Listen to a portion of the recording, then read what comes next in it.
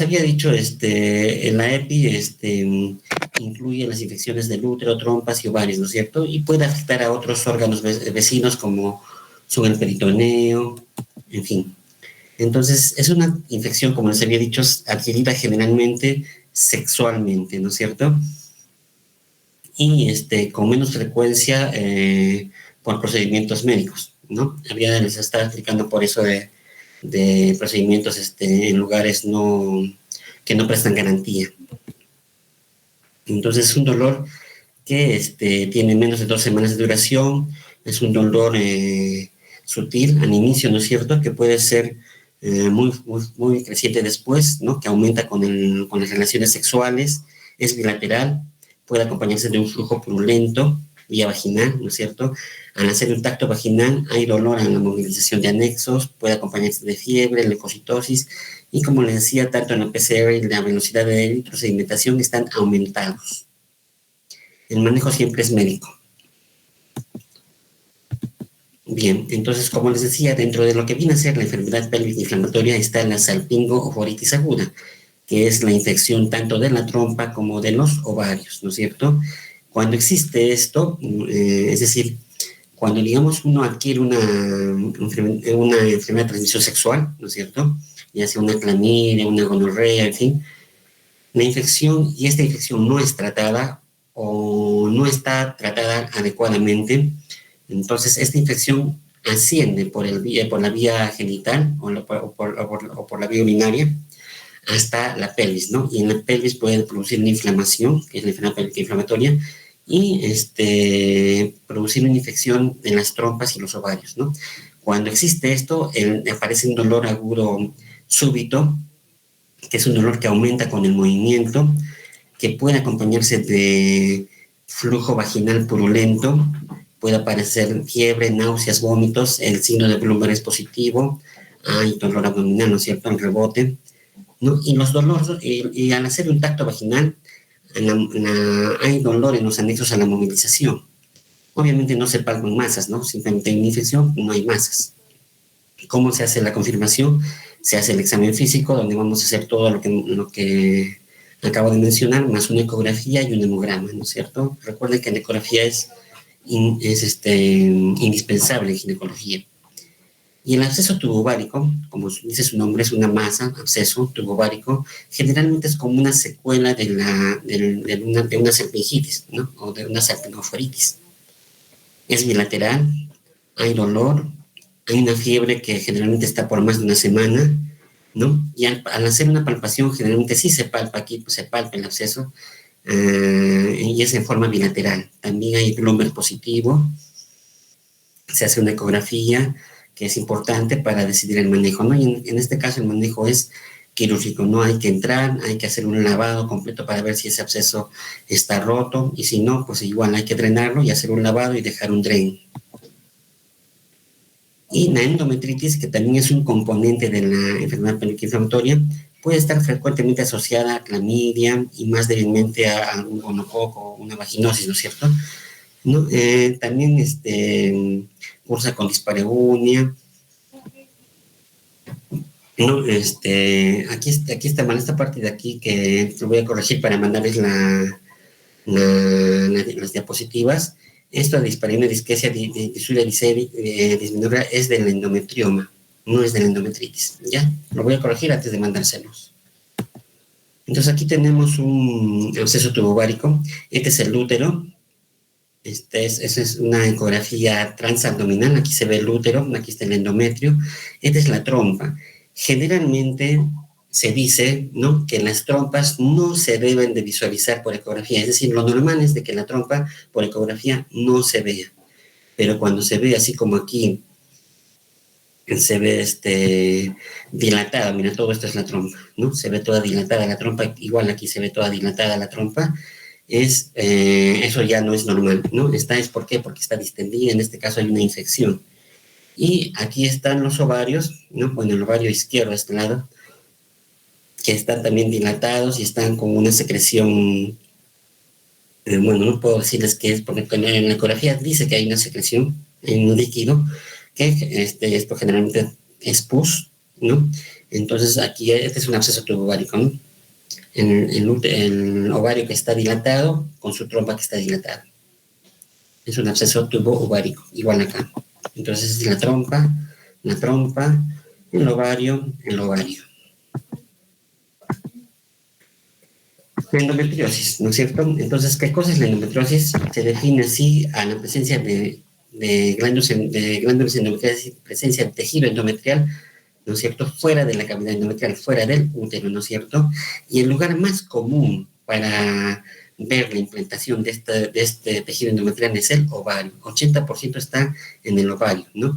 Pero puede haber implantación de tejido endometrial en la vejiga, en los intestinos, en el útero mismo, encima del útero, hasta incluso en la mucosa de las fosas nasales, ¿no? Y como el tejido endometrial reacciona al flujo hormonal mensual, estos tejidos endometriales implantados fuera del útero también reaccionan al flujo hormonal. Entonces son tejido endometrial que tienden a sangrar debido al flujo hormonal cada mes, ¿no? Y como aquí dice de que el sitio más común es el ovario, este tejido endometrial que está encima del ovario sangra cada mes y muchas veces este sangrado se encapsula y cada mes sangra y va creciendo y va creciendo y va creciendo, y eso es lo que se llama un endometrioma, o el famoso quiste de chocolate. Entonces las pacientes sintomáticas experimentan un dolor pélvico con dismenorrea, hay dolor con la menstruación porque, como les decía, ese tejido endometrial va a sangrar y por lo tanto va a doler con las menstruaciones, ¿no es cierto? Eso es lo que va a pasar con el endometrioma. ¿Qué se hace para la clínica? Aquí sí aparece en la clínica de la endometriosis las 4Ds que les decía que tengo que borrarlo en la diapositiva anterior. La dispareunia, la disquesia, la disuria, la dismenorrea son clásicos de la endometriosis, ¿no? ¿Qué es la dispareunia? El dolor con las relaciones sexuales. La disquesia, el dolor al defecar. La disuria, el dolor al orinar. La dismenorrea, el dolor menstrual, ¿no? El dolor con los ciclos menstruales, ¿no es cierto? Entonces, esto es típico de una endometriosis, ¿no es cierto?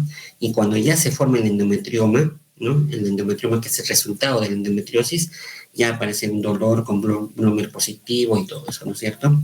Entonces, el manejo de la endometriosis en general no existe tratamiento curativo, ¿no es cierto? Solo medicación paliativa, es decir, a las pacientes se les puede empezar con anticonceptivos suaves, ¿no es cierto?, para evitar que no haya mucho dolor.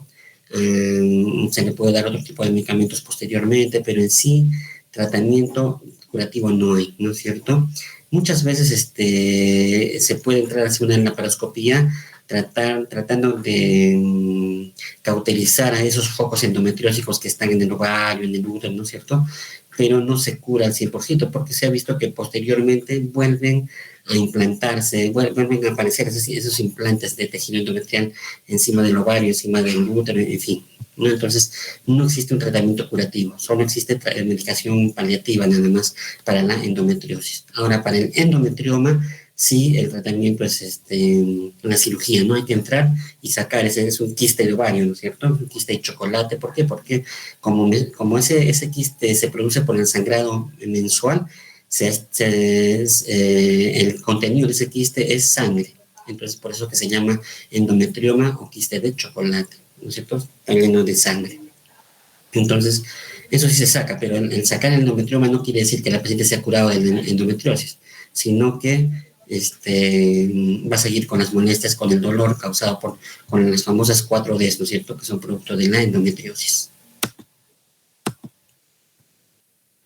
Pues aquí tenemos un endometrioma en la ecografía, se ve así la famosa imagen en vídeo esmerilado, aquí tenemos otro. Es un endometrioma en quiste de chocolate que, bueno, el manejo, como les decía, es quirúrgico.